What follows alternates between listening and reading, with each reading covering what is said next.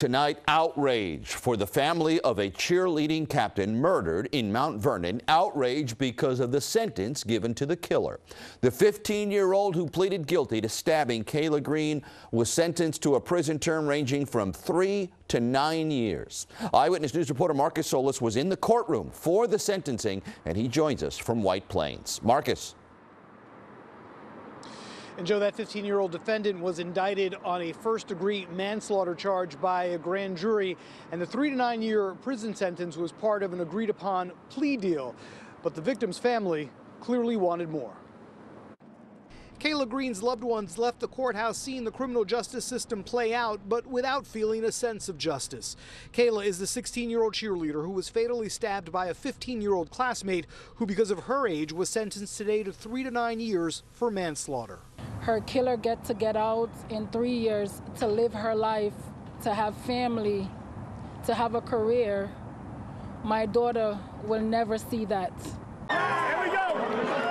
Kayla was killed last April 8th, what was supposed to be a day of great celebration in Mount Vernon, honoring the high school basketball team's state championship with a parade.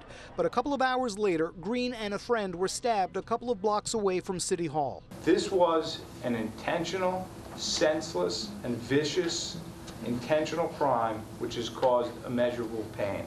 Kayla was captain of the cheerleading team and had been teammates with her attacker on an independent cheer squad. The stabbing was captured on cell phone video, and a picture of the defendant with a knife taken hours earlier in her bedroom was posted on social media.